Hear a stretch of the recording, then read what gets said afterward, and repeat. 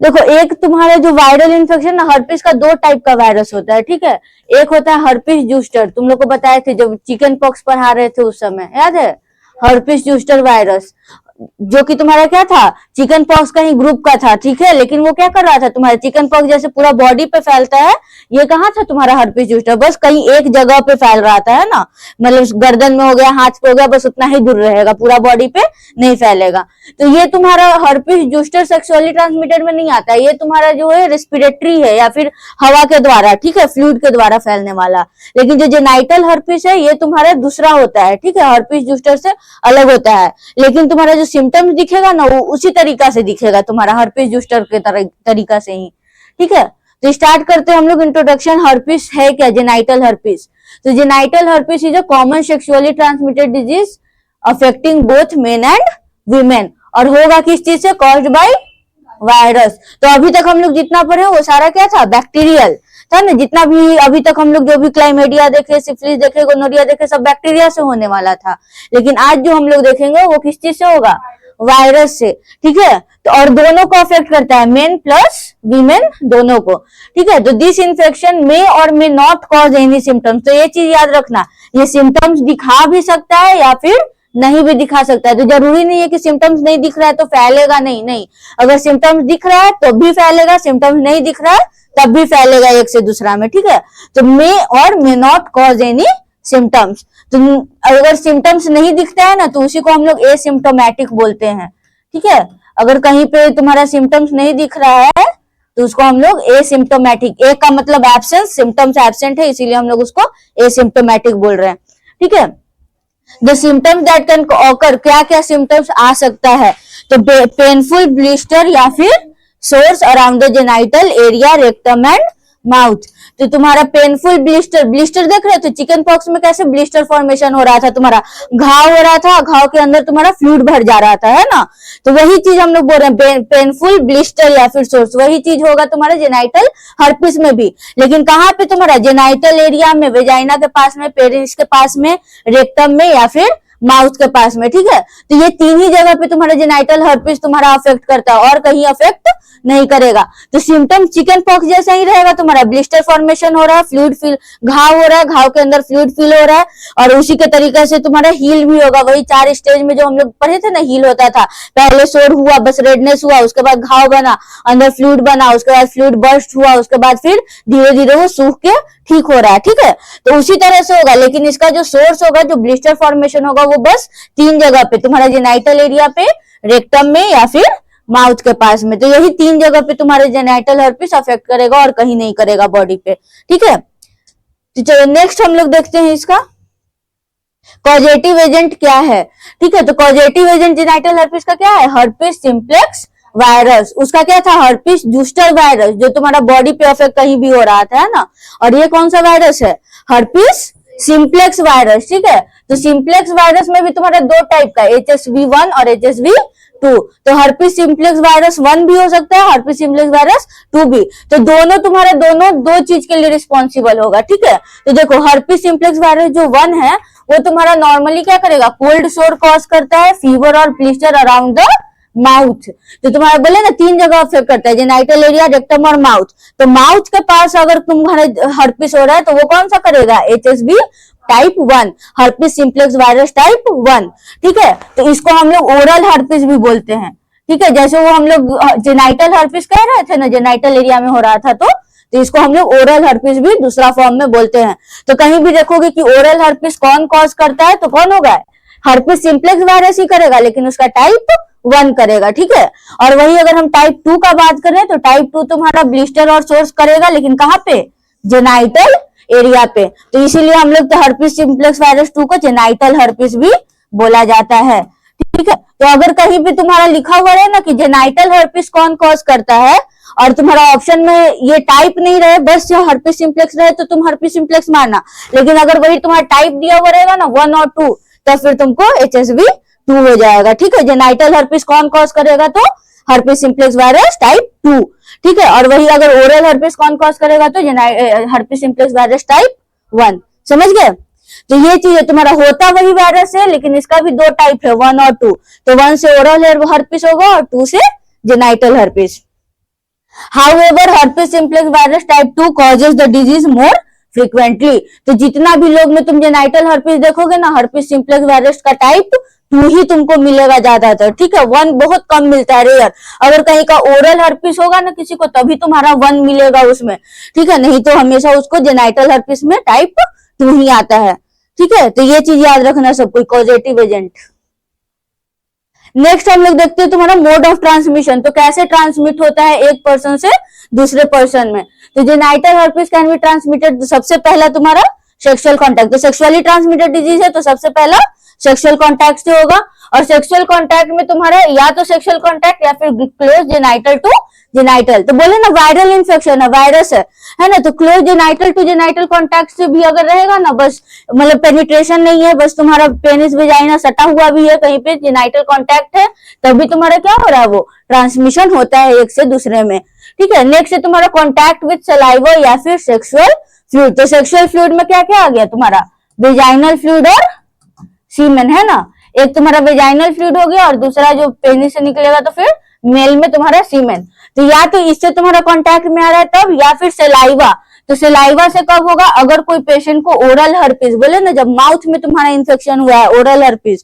तो oral herpes तुम्हारा जो ब्लिस्टर फॉर्म होता है ना, बस माउथ में बाहर बाहर नहीं, अंदर भी होता है, जीभ ये सब में भी फॉर्म होना शुरू होता है, ठीक है। तो उससे तुम्हारा ओरल हर्पिस में, तो ये तुम्हारा सलाइवा से भी क्या होता है, ट्रांसमिशन होता है इसका, ये चीज याद रखना सब कोई, ठीक है। तो इसका बस सेक्सुअल फ्लूइड नहीं, बैक्टीरियल वाला हम लोग जितना पढ़े वो क्या था, बस सेक्सुअल फ्लूइड से कांटेक्ट से हो रहा था। लेकिन जब वायरल में देखोगे तो वायरल में तुम्हारा हर्पिस जो जेनाइटल हर्पिस होगा वो तुम्हारा सलाइवा से भी एक से दूसरे में फैलता है, ठीक है। नेक्स्ट है तुम्हारा कॉन्टैक्ट विथ इन्फेक्टेड पर्सन। तो इन्फेक्टेड पर्सन का lesion even if there are no visible sores और ब्लिस्टर, मतलब बोले ना कि किसी का सिम्टम्स नहीं भी रहेगा फिर भी ट्रांसमिशन होगा, सिम्टम्स रहेगा फिर भी अगर किसी का ये सोर हो रहा है, ब्लिस्टर फॉर्म हो रहा है और तुम उसके साथ अगर कांटेक्ट में है इंसान, तब भी ट्रांसमिशन होता है। अगर किसी में सिम्टम्स नहीं दिख रहा है लेकिन उसके अंदर प्रेजेंट है वायरस, फिर भी ट्रांसमिशन होता है, ठीक है। तो कोई भी इन्फेक्टेड पर्सन के साथ कांटेक्ट में आने से तुम्हारा क्या होगा, ट्रांसमिशन होना पक्का है, ठीक है। तो अब जरूरी नहीं है कि अगर तुमको सिम्टम्स नहीं दिख रहा है तो उस पेशेंट में नहीं होगा, नहीं, ऐसा है कि उसमें पेशेंट में हो सकता है। तो इसीलिए कभी भी तुम्हारा क्या इन्फेक्टेड पर्सन या फिर थोड़ा सा भी शक है वैसे इंसान के साथ, तो उसमें रिलेशन नहीं बनाने कहा जाता है, ठीक है। और नेक्स्ट है तुम्हारा मदर टू द चाइल्ड। तो मदर टू द चाइल्ड में तुम्हारा एक ही चीज बताया कैसे होता था, तो वेजाइनल डिलीवरी से, है ना। तो वेजाइनल डिलीवरी, जब तक बेबी तुम्हारा बर्थ कैनाल से नहीं गुजरेगा तब तक उसको इन्फेक्शन नहीं होगा, जब तक वो वेजाइनल फ्लूइड के साथ कांटेक्ट में नहीं आएगा। वेजाइनल फ्लूइड से कांटेक्ट में कब आएगा, जब वो मदर का वेजाइना से डिलीवरी होगा, वो गुजरेगा बर्थ कैनाल से बाहर निकलेगा तब। तो वेजाइनल कांटेक्ट से जैसे ही उसका तुम्हारा वेजाइनल फ्लूइड के साथ कांटेक्ट में आएगा डिलीवरी के सामने, तो वो मदर से बेबी में भी फैल सकता है, ठीक है। और दूसरा बेबी में कैसे फैलता है, तो थ्रू ब्रेस्ट फीडिंग। तो ब्रेस्ट फीडिंग तुम्हारा मिल्क से नहीं फैलेगा। अगर तुम्हारा बोले ना ब्लिस्टर हो जाता है, ब्लिस्टर फॉर्मेशन, घाव हो रहा है, तो कहीं मदर का तुम्हारा ब्रेस्ट पे निप्पल के आसपास में कहीं पे घाव है ना, और वो घाव तुम्हारा फूट गया है, उसका फ्लूइड वहां पे लगा हुआ है, फिर बेबी अगर फीड कर रहा है तो वो क्या होगा, तुम्हारा फ्लूइड बेबी के मुंह से में जाएगा ना, वो फीड करेगा, तो उससे भी क्या होगा, उसको ट्रांसमिशन होता है ब्रेस्ट फीडिंग। तो ब्रेस्ट फीडिंग में ये मत समझना कि ब्रेस्ट मिल्क से ट्रांसमिशन होगा, नहीं, मिल्क से ट्रांसमिशन नहीं होगा। लेकिन हाँ, अगर ब्रेस्ट के पास में आसपास में कहीं पे सोर हुआ है, ब्लिस्टर फॉर्मेशन हुआ है, तो उससे तुम्हारा बेबी में फिर ट्रांसमिशन होता है। देखो लिखा हुआ है, if contact with open source around the nipple. तो निप्पल के आसपास में कहीं भी ओपन सोर किसको बोल रहे हैं, वैसा सोर जो ब्लिस्टर था और फूट चुका है, उसका फ्लूइड बाहर में फूट के लग गया है, ठीक है। तो वैसा सोर्स को हम लोग ओपन सोर्स बोलते हैं, ठीक है। तो वैसे में भी बच्चा में तुम्हारा ब्रेस्ट फीडिंग से फैलेगा, समझ गए सब कोई। तो नेक्स्ट अब हम लोग देखेंगे, नेक्स्ट है तुम्हारा रिस्क फैक्टर। तो रिस्क फैक्टर मतलब कौन कौन सा ऐसा पेशेंट है जिसमें तुम्हारा पर्सन है जिसमें तुम्हारा फैलता ज्यादा चांस है फैलने का। तो सबसे पहला तुम्हारा कोई भी तुम्हारे मल्टीपल सेक्सुअल पार्टनर, जैसे कि तुम्हारा प्रोस्टिट्यूट या फिर सेक्स वर्कर्स जो हो गए, ठीक है। तो इन लोगों मल्टीपल जिसका सेक्स पार्टनर है, जिसको पता भी नहीं है कि कौन सा इंसान को क्या तुम्हारा बीमारी है नहीं है, तो वैसे लोगों में भी ज्यादा चांस होता है कि तुम्हारा ये सेक्सुअली ट्रांसमिटेड डिजीज एक से दूसरा में फैलता है। नेक्स्ट है तुम्हारा not using the protection during the sexual contact. तो तुम्हारा जो वेजाइनल फ्लूइड सीमेन है ना, उससे भी तुम्हारा क्या होता है, सेक्सुअल कांटेक्ट के टाइम में जब तुम्हारा फ्लूइड या सीमेन के साथ कांटेक्ट में आएगा तो एक से दूसरे में फैलना शुरू हो जाता है। तो अगर हम ऐसे कंडीशन में कोई भी प्रोटेक्शन यूज नहीं कर रहा है, कॉन्डोम का यूज नहीं कर रहा है, तो उसका भी क्या होगा, तुम्हारा ट्रांसमिशन होना शुरू हो जाएगा। ठीक है, उसको भी ट्रांसमिशन हो सकता है। नेक्स्ट है तुम्हारा having history of other sexually transmitted infection, STI. तो इसके पहले तुम्हारा कोई और भी तुमको सेक्सुअली ट्रांसमिटेड इन्फेक्शन हुआ हो, ठीक है, कोई भी इन्फेक्शन, जरूरी नहीं है कि यही हर्पिस ही हुआ हो, जेनाइटल हर्पिस ही हुआ, नहीं, इसके अलावा और कोई भी इन्फेक्शन अगर हुआ भी है ना सेक्सुअली ट्रांसमिटेड, तो उन लोग में तुम्हारा ज्यादा चांस होता है कि फिर से उसको सेक्सुअली ट्रांसमिटेड इन्फेक्शन हो सकता है। ठीक है, क्यों? क्योंकि उन लोग का इम्यूनिटी ऑलरेडी लो होता है। ठीक है, एसटीआई की वजह से क्या, उन लोग का इम्यूनिटी ऑलरेडी लो है।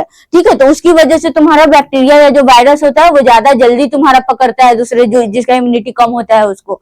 ठीक है, नेक्स्ट है तुम्हारा female are at more risk than men because of the delicate vaginal tissue can tear making it easier for the virus to enter. तो फीमेल में मेल से ज्यादा क्यों होता है रिस्क तुम्हारा, फीमेल को ज्यादा चांस होगा, मेल को कम चांस होगा। ऐसा नहीं है कि मेल को नहीं होगा, दोनों को होता है, लेकिन फीमेल को ज्यादा चांस। क्यों? क्योंकि तुम्हारा जो वेजाइनल टिश्यू है, तुम्हारा फीमेल का जो वेजाइना का तुम्हारा आसपास का यहाँ जो टिश्यू रहता है, ये क्या होता है, जल्दी रप्चर करने की वजह से बहुत थिन रहता है, डेलिकेट रहता है, बहुत पतला टिश्यू रहेगा। ठीक है, और अगर वो कहीं भी रप्चर हुआ ना, थोड़ा सा भी कहीं पे भी, तो क्या होगा, वायरस जल्दी अंदर जा सकता है। ठीक है, इसी वजह से फीमेल में ज्यादा चांसेस होते हैं और मेल में कम चांसेस होते हैं, क्योंकि वो वायरस को एंटर करने का एक एरिया हो जाता है। अगर तुम्हारा थोड़ा सा भी टिश्यू कहीं पे भी डैमेज हो गया तो क्या हुआ, वायरस को एंटर करने का एक रास्ता मिल गया है ना।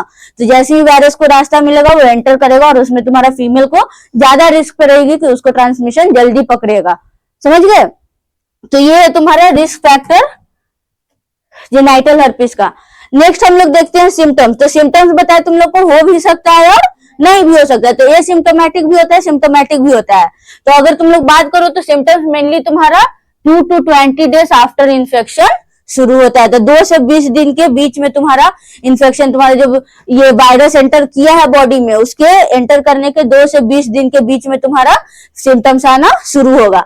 तो जब सिम्टम्स आना शुरू होगा तो क्या क्या आएगा तुम्हारा, देखो, most of the people with genital herpes don't have any symptoms and the disease goes unnoticed. तो बोले ना, बहुत ज्यादातर क्या होता है कि सिम्टम्स दिखता ही नहीं है। ठीक है, और सिम्टम्स नहीं दिखने की वजह से तुम्हारा डिजीज क्या होता है, अननोटिस, कोई नोटिस ही नहीं कर पाया कि उसको बीमारी भी हो सकता है। ठीक है, किसी को पता ही नहीं है कि उसको बीमारी भी होगा, उसको खुद नहीं पता है कि हमको बीमारी है, क्योंकि सिम्टम्स ही नहीं दिख रहा है। तो कैसे पता चलेगा, जब तक लक्षण नहीं दिखेगा किसी को पता चलेगा बुखार आया है, इन्फेक्शन हुआ है। जब तक बुखार नहीं आएगा किसको कैसे पता चलेगा कि हमको इन्फेक्शन हुआ है ना। तो वही चीज है तुम्हारे, इसी वजह से क्या होता है, बहुत लोग को तुम्हारा जो बीमारी रहता है लेकिन फिर भी उन लोग को पता नहीं रहता है कि हमको बीमारी है, सिम्टम्स नहीं आने की वजह से। और अगर आएगा तो क्या क्या सिम्टम्स आएगा तुम्हारा, सबसे पहले फ्लू लाइक सिम्टम्स। तो जो बताया ना तुम्हारा, कैसे चिकन पॉक्स में सबसे पहले क्या सिम्टम्स आता है, फीवर, बॉडी एक, है ना, उसी तरह से तुम्हारा flu like, fever, fatigue, body एक आना शुरू होगा। ठीक है, और उसके बाद फिर धीरे धीरे तुम्हारा सोर्स आना शुरू होता है। पहले जेनाइटल ईचिंग, जेनाइटल एरिया में पूरा ईचिंग, खुजली होना शुरू होगा। ठीक है, और उसके बाद तुम्हारा बर्निंग सेंसेशन, जलन देना शुरू होता है। ठीक है, और जैसे ही जलन देना शुरू होगा उसके बाद धीरे धीरे करके तो painful genital blister, blister formation, घाव होना शुरू होगा। घाव में अंदर तुम्हारा जो कौन सा घाव बोले, जिसमें फ्लूइड जमा हुआ है ना, उसी को हम लोग ब्लिस्टर बोल रहे हैं। घाव है लेकिन घाव के अंदर फ्लूइड जम गया है, तभी हम उसको ब्लिस्टर बोलेंगे। अगर बस घाव है, फ्लूइड नहीं है, तो उसको हम लोग सोर्स बोलते हैं। ठीक है, उसको हम लोग क्या बोलते हैं, सोर्स, सोर। ठीक है, तो ये चीज होना शुरू होगा। उसके बाद पेनफुल यूरिनेशन, यूरिन करते समय भी बहुत ज्यादा पेन। नेक्स्ट है तुम्हारा अनयूजुअल वेजाइनल डिस्चार्ज और यूरेथ्रल डिस्चार्ज। तो वेजाइना से या फिर यूरेथ्रा से मेल में क्या होगा, डिस्चार्ज आना, तुम्हारा वाटरी डिस्चार्ज आना शुरू होगा या फिर मिल्की डिस्चार्ज आना शुरू होता है। ठीक है, तो मिल्क का कलर का या फिर एकदम व्हाइट तुम्हारा ट्रांसपेरेंट या फिर ट्रांसपेरेंट डिस्चार्ज भी आना शुरू होता है। तो ये चीज है तुम्हारा जेनाइटल हर्पिस में। देखो, अगर सोर्स का देखो तो ब्लिस्टर कैसे फॉर्म होता है, एक ही जगह पे बहुत सारा होगा, जरूरी पूरा बॉडी पे नहीं फैलेगा, लेकिन हाँ एक ही जगह जेनाइटल एरिया है तो जेनाइटल एरिया के पास में ही एक ही जगह पे बहुत सारा सोर्स आना शुरू हो जाएगा। ठीक है, तो 3 ही जगह बताया ना, कहाँ कहाँ, जेनाइटल एरिया, रेक्टम और माउथ। तो यही 3 जगह, बाकी पूरा बॉडी पे तुमको अफेक्ट नहीं होगा, यही 3 जगह, बाकी पूरा बॉडी में फिर तुमको फीवर, फटीग और बॉडी एक सिम्टम्स लगेगा, ठीक है। लेकिन जो ब्लिस्टर फॉर्मेशन होता है तुम्हारा 3 ही जगह होगा, और 3 जगह भी होगा तो पूरा क्लस्टर फॉर्म में, गुच्छा के फॉर्म में होता है, ठीक है। ये नहीं कि बस एक हुआ और खत्म हो गया, नहीं, ठीक है। तो ये चीज याद रखना सब कुछ। जो ब्लिस्टर फॉर्मेशन होता है गुच्छा जैसा होगा, एक ही जगह बहुत सारा तुम्हारा ब्लिस्टर फॉर्म हो गया। वही तुम्हारा हर्पिस जूस्टर में भी हो रहा था, है ना, कि एक ही जगह बहुत सारा हो गया और बाकी तुम्हारा पूरा बॉडी अफेक्टेड नहीं है। लेकिन वही अगर चिकन पॉक्स का हम लोग बात करें तो क्या था, पूरा बॉडी में हो रहा था, है ना। तो यही चीज अलग अलग है ये सारा चीज, ठीक है। तो जेनाइटल हर्पिस में क्या होगा, एक ही जगह पे तुम्हारा बहुत सारा ब्लिस्टर का फॉर्मेशन होना शुरू होता है। तो ये है तुम्हारे साइन एंड सिम्टम्स। कब आएगा, 2 to 20 डेज आफ्टर इन्फेक्शन। लेकिन बहुत कम लोगों में तुम्हारे सिम्टम्स आएगा, ठीक है। अधिकतर लोग में क्या होता है कि सिम्टम्स दिखता ही नहीं है। चलिए नेक्स्ट आ जाओ। नेक्स्ट तुम्हारा does genital herpes affect the pregnancy. तुम्हारे जेनाइटल हर्पिस प्रेगनेंसी को अफेक्ट कर सकता है कि नहीं कर सकता है, ठीक है। तो क्या है तुम्हारा genital herpes doesn't affect the fertility और द एबिलिटी टू कंसीव। तो हम लोग बाकी जो बैक्टीरियल में देखे उसमें क्या देख रहे थे, कॉम्प्लिकेशन, कि पेशेंट को इनफर्टिलिटी हो रहा था, है ना, पीआईडी हो रहा था, पेल्विक इन्फ्लेमेटरी डिजीज हो रहा था, जिसकी वजह से इनफर्टिलिटी लीड कर रहा था। लेकिन अगर हम जेनाइटल हर्पिस का बात करें तो वो तुम्हारा इनफर्टिलिटी लीड नहीं करता है। तुम्हारा फर्टिलिटी या फिर अभी कंसीव करने का, प्रेग्नेंट होने का कोई भी ये चीज नहीं है कि नहीं हो सकती है माँ, ठीक है। जिसको भी जेनाइटल हर्पिस है उसमें तुम्हारा प्रेगनेंसी, कंसीव करने का एबिलिटी होता है, ठीक है। इनफर्टिलिटी लीड नहीं करता है ये चीज। Pregnant mother with genital herpes should receive daily antiviral therapy starting from 36 weeks of pregnancy to prevent outbreak during the delivery. तो जो भी मदर को जेनाइटल हर्पिस है, ठीक है, उसको क्या कहा जाता है, जब 36 वीक्स मतलब कब, कौन सा मंथ हो गया, 9 मंथ, एक महीना में 4 वीक हुआ ना, तो 36 वीक्स मतलब 9 मंथ जब स्टार्टिंग, ठीक है। तो स्टार्टिंग फ्रॉम 36 वीक्स मतलब जब 9 मंथ स्टार्ट होने वाला हो, 8 मंथ खत्म हो गया, 9 मंथ स्टार्ट हो रहा है, उसी समय से उसको क्या कहते हैं, एंटीवायरल थेरेपी देना शुरू कर देते हैं। क्यों, ताकि तुम्हारा मदर में क्या होगा, आउटब्रेक नहीं होगा। आउटब्रेक मतलब ब्लिस्टर फॉर्मेशन नहीं होगा डिलीवरी के टाइम में, ठीक है। उसी चीज को हम लोग प्रिवेंट करने के लिए एंटीवायरल थेरेपी देते हैं। और ब्लिस्टर फॉर्मेशन अगर नहीं हुआ जेनाइटल एरिया के पास तो बेबी को अगर हम वेजाइनल डिलीवरी भी करवाएंगे तो कोई दिक्कत नहीं है, ठीक है। इसी वजह से ताकि पेशेंट का तुम्हारा वेजाइनल डिलीवरी अच्छे से हो सके, इसीलिए हम लोग एंटीवायरल थेरेपी देते हैं, ताकि जब भी तुम्हारे डिलीवरी का जब 9 मंथ शुरू हुआ तो 1 मंथ हम लोग उसको क्या करेंगे, एंटीवायरल थेरेपी पे रखेंगे मदर को, ठीक है। ताकि जब डिलीवरी का टाइम आएगा तो तुमको उसका, पेशेंट को आउटब्रेक, उसको सिम्टम्स नहीं आएगा, ठीक है। उसका जो ब्लिस्टर फॉर्मेशन हो रहा था जेनाइटल रीजन के पास वो चीज नहीं होगा, और वो चीज नहीं होगा तो बेबी में फिर ट्रांसमिशन नहीं होता है, ठीक है। तब फिर हम लोग वेजाइनल डिलीवरी करवा सकते हैं, समझे। तो इसीलिए हम लोग मदर को क्या करते हैं, एंटीवायरल थेरेपी पे रखते हैं। कब रखेंगे, तो स्टार्टिंग फ्रॉम 36 वीक्स मतलब जब 9 मंथ शुरू हो रहा है उसी समय से स्टार्ट हो जाएगा, ठीक है।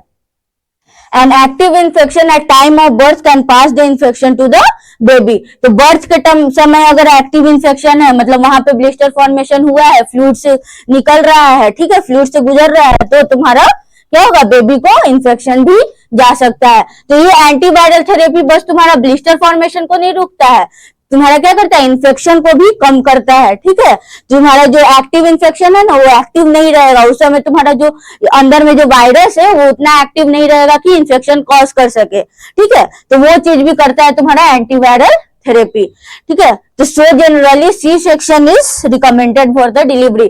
तो वैसा पेशेंट में जिसमें तुम्हारा एक्टिव इन्फेक्शन हो, ब्लिस्टर फॉर्मेशन हुआ हो, या अभी भी उसका पॉजिटिव आ रहा है जेनाइटल हर्पिस का टेस्ट, तो वैसे कंडीशन में क्या करते हैं, फिर वेजाइनल डिलीवरी के बजाय सी सेक्शन। सी सेक्शन समझते हो किसको बोलते हैं, सी सेक्शन हो गया तुम्हारा सिजेरियन सेक्शन, ठीक है। सिजेरियन सेक्शन बोला जाता है, ये तुम्हारा ऑपरेशन है, LSCS ऑपरेशन, ठीक है।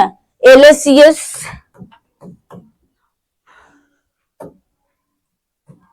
लोअर, लिख लो सब कोई, लोअर सेगमेंट सिजेरियन सेक्शन।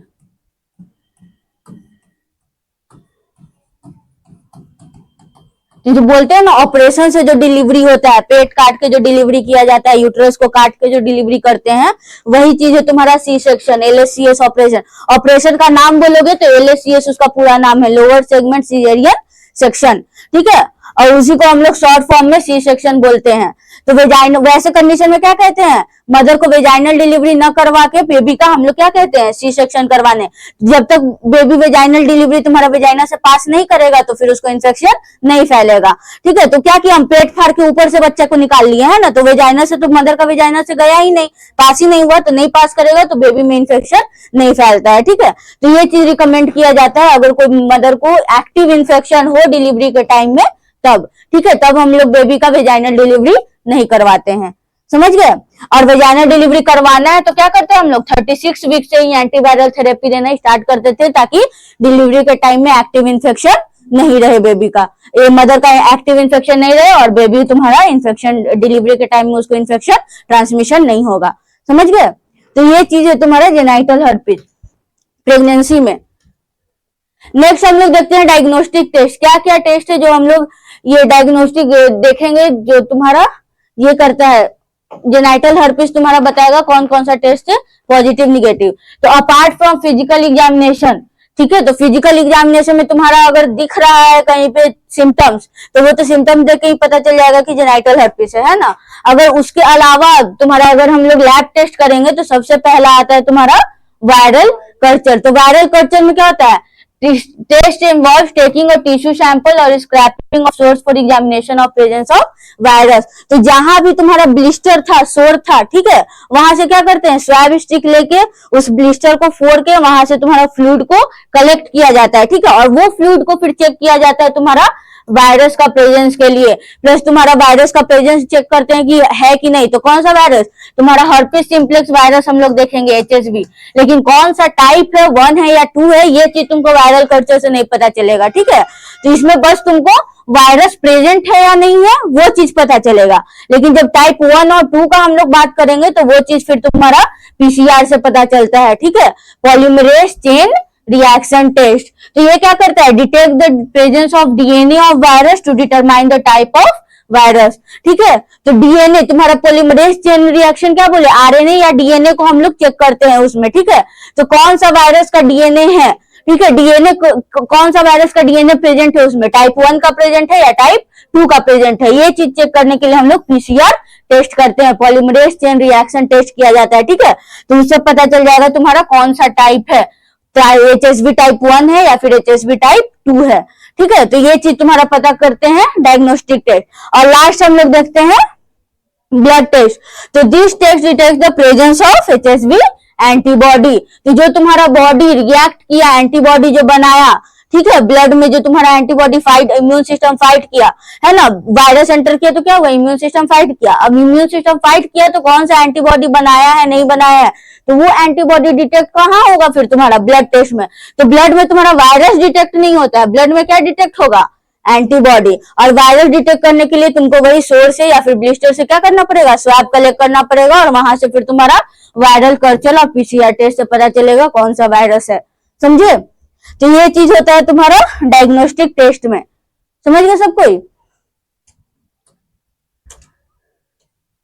देखो नेक्स्ट अब हम लोग देखते हैं मैनेजमेंट, इसका मैनेजमेंट और ट्रीटमेंट, कैसे हम लोग मैनेज करेंगे, कैसे ट्रीटमेंट किया जाता है।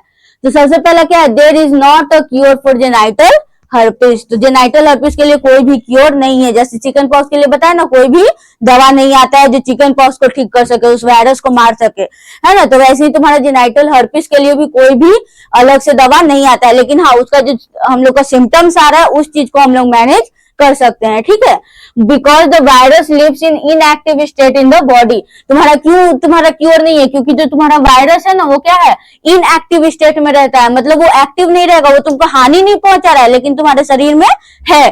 ठीक है, इसी वजह से उसका कोई भी क्योर नहीं है। वो तुम्हारा जब तक एक्टिव नहीं होगा तब तक तुम्हारा सिम्टम नहीं दिखेगा, एक्टिव नहीं होगा तब तक हम कैसे उसको कोई भी चीज ठीक कर सकते हैं, है ना। तो वो क्या है, तुम्हारा वायरस इनएक्टिव स्टेट में रहता है, इसीलिए तुम्हारा इसका कोई भी क्योर अभी तक नहीं आया है। ठीक है, so one can get the herpes outbreak again called recurrence. तो जब भी अगर तुम्हारा इम्यूनिटी लो हुआ, कहीं तुम्हारा स्ट्रेस ज्यादा ले लिए, ठीक है, कभी बीमार पड़े कोई और वजह से, ठीक है, ज्यादा थकान हो रहा है, तो वैसे कंडीशन में क्या होता है, तुम्हारा जो वायरस इनएक्टिव स्टेट में था वो फिर एक्टिव स्टेट में आना शुरू हो जाएगा, और जैसे ही एक्टिव स्टेट में आएगा तुम्हारा फिर से हर्पिस का सिम्टम्स आना शुरू हो जाएगा। ठीक है, तो इसी वजह से इसका कोई भी क्योर नहीं आ पाया है, क्योंकि वायरस तुम्हारा हमेशा अगर एक्टिव स्टेट में रहे तब तो हम उसको क्योर दे सकें। ठीक है, लेकिन हम क्या रहता है, इनएक्टिव स्टेट में रहता है, और जब तक उसको वैसा इन्वायरमेंट नहीं मिलेगा कि तुम्हारा इम्यून सिस्टम थोड़ा वीक हो जाए, या फिर तुम ज्यादा स्ट्रेस में रहो, ज्यादा डिप्रेशन में है इंसान, ज्यादा थकान हो रहा है इंसान को, ठीक है, जब तक वैसा इन्वायरमेंट उसको नहीं मिलता है तब तक वो एक्टिव नहीं होता है। ठीक है, और अगर वैसा इन्वायरमेंट मिलेगा तो फिर से हर्पिस का सिम्टम्स आना शुरू होगा। तो जरूरी नहीं है कि किसी को एक बार हर्पिस होकर ठीक हो गया तो उसको दोबारा नहीं हो सकता है। ठीक है, और यही चीज हम लोग चिकन पॉक्स में भी पढ़े थे कि अगर एक बार चिकन पॉक्स हो गया तो जरूरी नहीं है कि दोबारा नहीं होगा, वो हो सकता है। ठीक है, वो आउटब्रेक होता है। नेक्स्ट आ जाओ, Since there is no cure but there is treatment for active genital herpes, तो एक्टिव अगर रहेगा तो उसके लिए हम लोग ट्रीटमेंट प्रोवाइड कर सकते हैं टू मैनेज द सिम्टम्स। जो सिम्टम्स आ रहा है पीपल में, पर पेशेंट में, वो सिम्टम्स को मैनेज करने के लिए हम लोग फिर उसका ट्रीटमेंट दिया जा सकता है। ठीक है, तो sexual contact should be avoided until genital herpes is cured completely. तो जब तक ट्रीटमेंट पूरा कंप्लीट नहीं हो जाए, ठीक है, पूरी तरह से ठीक नहीं हो जाए, ट्रीटमेंट का जो भी कोर्स था, तो वो कोर्स 10 दिन 14 दिन 15 दिन जो भी कोर्स है, वो कोर्स जब तक कंप्लीट नहीं हो जाए, फिर से टेस्ट नहीं करवा लो, फिर से तुम्हारा जब तक हर्पिस निगेटिव नहीं आता है तब तक पेशेंट को सेक्सुअली कांटेक्ट बनाने के लिए मना किया जाता है। ठीक है, अवॉइड करने के लिए कहा जाता है। क्यों? क्योंकि बोले ना, वो अगर सिम्टम्स नहीं भी है फिर भी ट्रांसमिशन होता है, पॉजिटिव आ सकता है पेशेंट को, तो सिम्टम्स नहीं, इसी वजह से पेशेंट को क्या कहते हैं, क्योर होने के बाद फिर से एक बार चेक करवाने के बाद अगर तुम्हारा निगेटिव आ रहा है तब जाके तुम्हारा ये सेक्सुअल कांटेक्ट बनाओ, नहीं तो तब तक मत बनाओ। ठीक है, ये चीज होता है तुम्हारा। हम नेक्स्ट हम लोग देखते हैं क्या क्या हम लोग ट्रीटमेंट में दे सकते हैं पेशेंट को। तो इन मेडिकेशन क्या क्या हम लोग देते हैं, तो मेडिकेशन क्या है तुम्हारा, वेल एसाइक्लोविर या फिर एसाइक्लोविर। तो बोले ना वायरल इन्फेक्शन है तो लास्ट में क्या लगा हुआ रहेगा, VIR, दिख रहे हो। तुम्हारा बैक्टीरियल इन्फेक्शन के लिए क्या बताया था तुम्हारा, एंटीबायोटिक, और वायरल इन्फेक्शन के लिए एंटीवायरल, है ना। तो एंटीवायरल, कोई भी एंटीवायरल मेडिसिन जिसका लास्ट में तुमको VIR मिलेगा ना, समझना वो तुम्हारा एंटीवायरल मेडिसिन है। ठीक है, वो वायरस के लिए दे रहे हैं हम लोग, ये चीज याद रखना। ठीक है, तो किस लिए देते हैं, help to manage the symptoms of genital herpes. तो जो सिम्टम्स आ रहा है उस चीज को मैनेज करने के लिए हम लोग फिर एंटीवायरल थेरेपी में तुम्हारा वेल एसाइक्लोविर या फिर एसाइक्लोविर दिया जाता है। ठीक है, तो ये मेडिसिन क्या करेगा तुम्हारा, reduce the severity of symptoms in future outbreak. तो अगर फिर से आउटब्रेक, बोले ना अगर तुम्हारा इनएक्टिव स्टेट में था लेकिन कोई भी अगर वीक इम्यून सिस्टम हो गया, उसको कोई भी ऐसा इन्वायरमेंट मिला कि एक्टिव हो जाए, तो अगर वैसे फिर से अगर एक्टिव होता है तो तुम्हारा उतना ज्यादा सीवियर नहीं होगा जितना फर्स्ट कंडीशन में हुआ था। ठीक है, तो ये मेडिसिन वो उस चीज में हेल्प करता है। सेकेंड है तुम्हारा lower the frequency of recurrent genital herpes.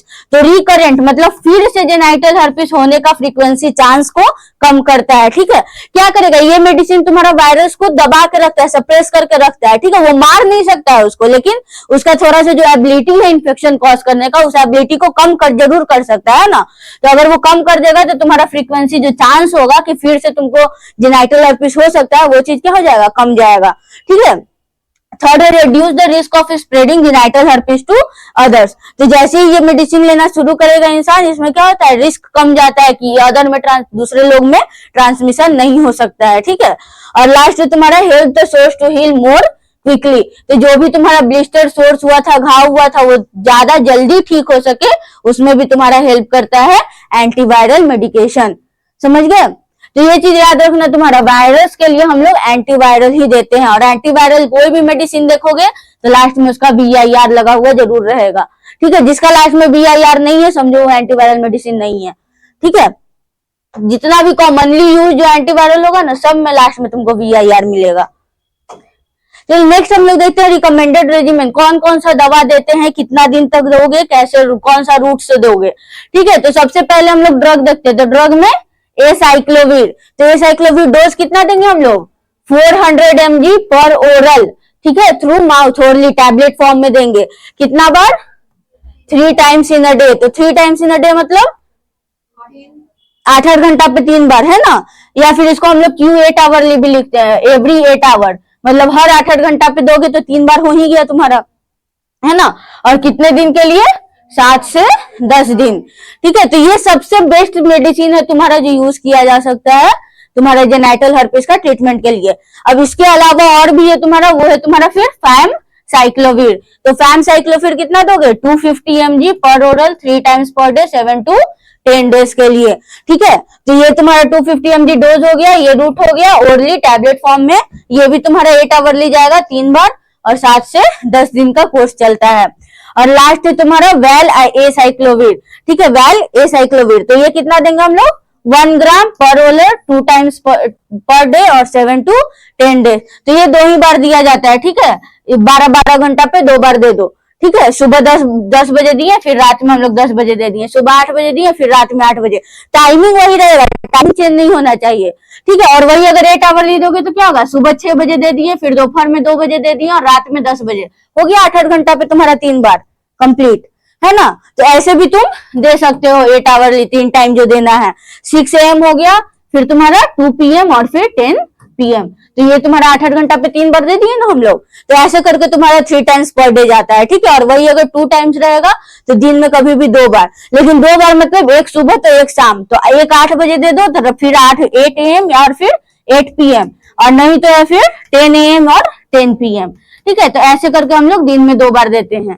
ठीक है, तो ज्यादातर यही टाइम यूज होता है तुम्हारा देने के लिए, या तो 10 AM या तो फिर 8 AM या 6 AM। ठीक है, तो ये है तुम्हारा drug. Treatment can be extended if healing is incomplete after 10 days of therapy. तो ये जो तुम्हारा 10 डेज का टोटल कोर्स है 7 से 10 दिन, तो 7 से 10 दिन का कोर्स कंप्लीट होने पे ना फिर से पेशेंट को चेक किया जाता है। ठीक है, टेस्ट करवा के चेक करते हैं कि वायरस अभी भी पॉजिटिव आ रहा है कि निगेटिव आ रहा है। अगर फिर भी पॉजिटिव आता है ना, तो ये 10 डेज का कोर्स को फिर उसके अकॉर्डिंग तुम्हारा डॉक्टर क्या करेगा? एक्सटेंड करता है, उसको और बढ़ाता है। 10 से 14 दिन करेगा, 14 से 20 दिन करेगा। ठीक है, तो वैसे करके वो बढ़ाते जाता है जब तक कि पेशेंट का टेस्ट करने पे निगेटिव ना आ जाए। ठीक है, नहीं तो नॉर्मली एवरेज देखा जाए तो वो 10 दिन में ठीक हो जाता है पेशेंट। अगर नहीं ठीक हो रहा है तो फिर क्या करते हैं? उसको हम लोग एक्सटेंड किया जाता है, इस कोर्स को फिर आगे और बढ़ाया जाता है 10 दिन से ज्यादा।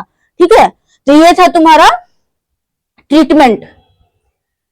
नेक्स्ट हम लोग देखते हैं कॉम्प्लिकेशन। क्या क्या कॉम्प्लिकेशन हो सकता है अगर पेशेंट को ट्रीटमेंट नहीं किए तो सबसे पहला क्या है? Increase risk for getting HIV। तो तुम्हारा HIV इन्फेक्शन होने का, HIV समझ रहे हो ना क्या है? HIV का फुल फॉर्म ह्यूमन एड्स का है ना तुम्हारा, ह्यूमन इम्यूनो वायरस है कि इम्यूनो डेफिशिएंसी वायरस है। एड्स में देखो, एड्स में क्या होता है तुम्हारा? एड्स का बीमारी होगा ना तो उसके साथ उसको पूरा दुनिया का बीमारी होता है एड्स पेशेंट को। बस एड्स बीमारी उसको नहीं रहेगा, जिसको एड्स रहेगा ना उसको सब बीमारी होगा। क्यों पता है? यही वायरस की वजह से। देख लो वायरस का नाम क्या है? Human immuno deficiency. Immuno deficiency, deficiency का मतलब क्या हुआ? कम, कोई चीज कम, और इम्यून मतलब इम्यून सिस्टम। तो तुम्हारा इम्यून सिस्टम को ही वो कम कर देता है ना, इतना कम कर देता है कि बाकी वायरस या बाकी जो इन्फेक्शन है ना उसको तुम्हारा बॉडी नहीं लड़ पाएगा। और उसको एड्स के साथ साथ बाकी जितना भी इन्फेक्शन होगा ना, टीबी है चाहे तुम्हारा जो भी इन्फेक्शन है, वो सारा इन्फेक्शन पेशेंट को होता है। ठीक है, तो यही चीज है तुम्हारा HIV की वजह से। तो जिसको भी जेनाइटल हर्पिस होगा ना उसको ज्यादा रिस्क होता है कि तुम्हारा HIV इन्फेक्शन भी फैल सकता है। ठीक है, इम्यून सिस्टम की वजह से ही, क्योंकि इम्यून तुम्हारा क्या हो गया? वीक हो गया, लो हो गया, उसी वजह से। Because the disease affects the, देख रहे हो, because the disease affects the immune system leading to occurrence of other infection. तो जेनाइटल हर्पिस अगर हम लोग ट्रीट नहीं करेंगे तो क्या होगा? तुम्हारा धीरे धीरे इम्यून सिस्टम वीक हो जाएगा, और इम्यून सिस्टम वीक होगा तो बाकी का जितना भी इन्फेक्शन होगा वो भी होना शुरू हो जाता है। ठीक है, तो ये है तुम्हारा फर्स्ट कॉम्प्लिकेशन। सेकेंड है इन्फेक्शन टू द बेबी। तो if mother is untreated virus pass to the baby during the delivery.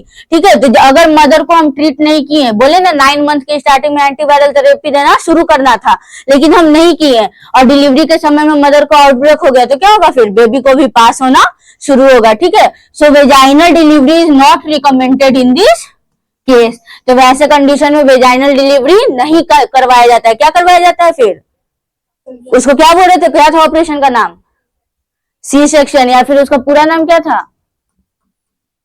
LSCS था ना, लोअर सेगमेंट सिजेरियन सेक्शन। ठीक है, सी सेक्शन हम लोग शॉर्ट फॉर्म में बस CS बोलते हैं, सी सेक्शन।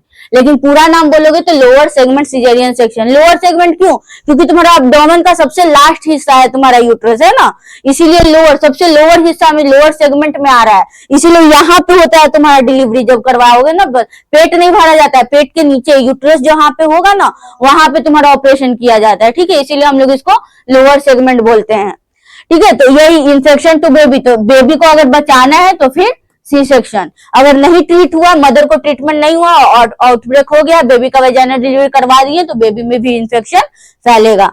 और लास्ट तुम्हारा internal inflammatory disease cause swelling in the reproductive organ if left untreated. तो बहुत टाइम तक अगर फिर भी हम उसको छोड़ दिए हैं, ट्रीटमेंट नहीं करवा रहे हैं, तो लास्ट में जाके तुम्हारा फिर क्या होगा, इन्फ्लामेटरी डिजीज, मतलब अंदर जो तुम्हारा रिप्रोडक्टिव ऑर्गन था, यूट्रस था, तुम्हारा ये मेल रिप्रोडक्टिव हो गया, स्क्रॉटम हो गया, टेस्टिस हो गया, उसमें फिर क्या होगा, धीरे धीरे इन्फ्लामेशन होना शुरू हो जाता है, ठीक है, और वो फिर तुम्हारा और ज्यादा कॉम्प्लिकेशन लीड करेगा। तो अगर तुम बहुत दिन तक अगर नहीं ले रहे हैं ट्रीटमेंट, पता है फिर भी ट्रीटमेंट नहीं ले रहे, तब ये चीज होता है। तो ट्रीटमेंट लेने का मतलब यही नहीं है कि सिर्फ और सिर्फ सिम्टम्स दिखे तभी ट्रीटमेंट लो, नहीं।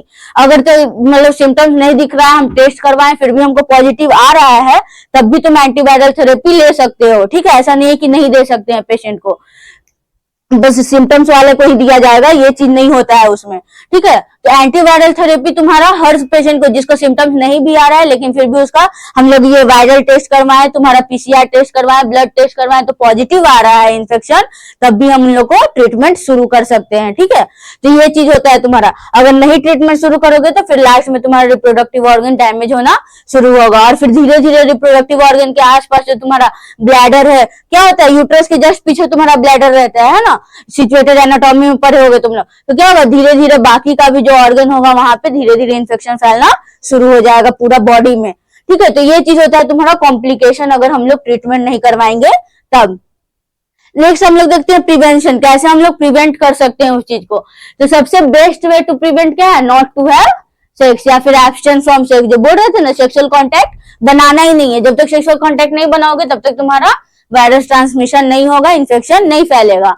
लेकिन उसके अलावा अदर प्रिवेंटिव मेजर्स हम लोग क्या देख सकते हैं, having only one sexual partner. जो बताया ना, रिस्क फैक्टर में क्या था, मल्टीपल सेक्सुअल पार्टनर, उसकी वजह से फैल रहा था, तो क्या होगा, लिमिट कर दो, लिमिट कर दिया ओनली वन सेक्सुअल पार्टनर, और उसके बारे में हमको सब चीज पता है, कौन सा डिजीज है नहीं है, तो उससे क्या होगा, तुम्हारा ये ट्रांसमिशन नहीं हो सकता है, प्रिवेंट हो जाएगा, ठीक है। सेकंड है तुम्हारा get tested for STI regularly in case of multiple partners. तो जो मल्टीपल पार्टनर, अब जो सेक्स वर्कर्स है, प्रोस्टिट्यूट्स है, अब उन लोग तो लिमिट नहीं कर सकता है भाई, उन लोग का तो वही, उन लोग के लिए वही जॉब के समान है ना वो चीज, उन लोग को उसी से घर चल रहा है, अब वो चीज तो उन लोग लिमिट नहीं कर सकते। लेकिन हाँ, उन लोग प्रिवेंशन के लिए क्या कर सकते हैं, हमेशा तुम्हारा एसटीआई के लिए टेस्ट करवाते रहेंगे कि हाँ हमको कोई एसटीआई हुआ है कि नहीं हुआ है। अगर कोई भी सेक्सुअली ट्रांसमिटेड इन्फेक्शन हुआ है तो उसके लिए ट्रीटमेंट करवा सकते हैं, है ना। तो ये चीज करवा सकते हैं तुम्हारा जिसका मल्टीपल सेक्सुअल पार्टनर्स होंगे उन लोग के लिए। नेक्स्ट है तुम्हारे use of the condoms, however it doesn't completely cover the genital area, so there is risk of spreading the disease. तो अभी तक जो हम लोग बैक्टीरियल में पढ़े उसमें तुम्हारा यूज ऑफ कॉन्डम से क्या हो रहा था, प्रिवेंट हो रहा था, लेकिन जेनाइटल हर्पिस में तुम्हारा कॉन्डम से भी प्रिवेंट नहीं हो सकता है। क्यों क्यों पता है, तुम्हारे जेनाइटल हर्पिस में पूरा जेनाइटल एरिया में तुम्हारा ब्लिस्टर का फॉर्मेशन है ना। तो कॉन्डम का यूज तुम्हारा क्या होगा, सिर्फ और सिर्फ या तो पेनिस को कवर करेगा या फिर वेजाइनल। अगर फीमेल कॉन्डम यूज कर रहे हो तो बस वेजाइना को कवर करेगा, है ना। लेकिन बाकी जो एरिया है तुम्हारा वेजाइना का आसपास, जो इनर थाई एरिया हो गया, ग्रोइन एरिया हो गया, वहां पे तो तुम्हारा ब्लिस्टर है ही, तो उससे भी तो तुम्हारा एक से दूसरे में फैल सकता है, ठीक है। इसी वजह से तुम्हारा कॉन्डम तो है, कॉन्डम यूज करेगा वो बस फ्लूइड को प्रिवेंट करेगा, तुम्हारा सीमेन फ्लूइड या फिर वेजाइनल फ्लूइड। लेकिन जो ब्लिस्टर का फ्लूइड है, ब्लिस्टर का तुम्हारा ये फटने की वजह से, बर्स्ट करने की वजह से जो अंदर से फ्लूइड आ रहा है उसको प्रिवेंट नहीं कर पाएगा, है ना। तो उसकी वजह से भी तुम्हारा ट्रांसमिशन हो सकता है। तो कॉन्डम यूज करो, लेकिन तुम्हारा यूज तुम्हारा कंप्लीटली कवर नहीं कर सकता है पूरा जेनाइटल एरिया को, लेकिन रिस्क रहेगा इसमें भी, ठीक है। Do the hand washing often if come in contact with infected person. अगर इन्फेक्टेड पर्सन के साथ कॉन्टैक्ट में आए हो तो फिर हैंड वॉशिंग करना जरूरी है, ठीक है। जितना बार पेशेंट के साथ कांटेक्ट में आओ, छुओ उसको, जो भी करो, उसका ब्लिस्टर से भी अगर टच हो गया है तो भी क्या करना है, तुमको हैंड वॉशिंग करना जरूरी है, ठीक है, नहीं तो फिर फैलना शुरू हो सकता है। नेक्स्ट है तुम्हारा communicate with the partner and get tested. जो भी सेक्सुअल पार्टनर है उसके साथ कम्युनिकेशन बनाओ, उसके बारे में तुम्हारा सेक्सुअली ट्रांसमिटेड डिजीज के बारे में एक दूसरे से बात करो और टेस्ट करवाना जरूरी है। तो उससे क्या होगा, तुम्हारा एक तरह से प्रिवेंट कर सकते हो, है ना। और लास्ट है तुम्हारा don't have sexual contact till the partner is cured completely. तो कोई भी अगर तुम्हारा पार्टनर है जो कि ट्रीटमेंट ले रहा है, तो बोले जब तक पूरा ट्रीटमेंट अच्छे से ट्रीटमेंट नहीं हो जाए तब तक हम लोग सेक्सुअल कांटेक्ट बनाने के लिए डॉक्टर्स को मना किया जाता है, ठीक है। क्यों? क्योंकि उस समय ट्रीटमेंट फेज में भी चांस होता है कि वो वायरस को ट्रांसमिट कर सकता है अपने पार्टनर में, ठीक है। इसी वजह से सेक्सुअल कांटेक्ट बनाने से मना करते हैं जब तक कि तुम्हारा पूरी तरह से ठीक नहीं हो जाता है, तुम्हारा पूरा ये जो कोर्स था 10 दिन का वो कोर्स पूरा कंप्लीट ना हो जाए, और जब तक तुम्हारा फिर से टेस्ट करवाने पे निगेटिव नहीं आ जाए तब तक हम लोग सेक्सुअल कांटेक्ट बनाने के लिए मना किया जाता है, ठीक है। तो ये था तुम्हारा प्रिवेंशन, कैसे कैसे हम लोग प्रिवेंट कर सकते हैं। समझ गए सब कोई कंफ्यूजन? सब कुछ समझ गए अच्छे से? तो शुरू करें मल्टीपल चॉइस। हाँ,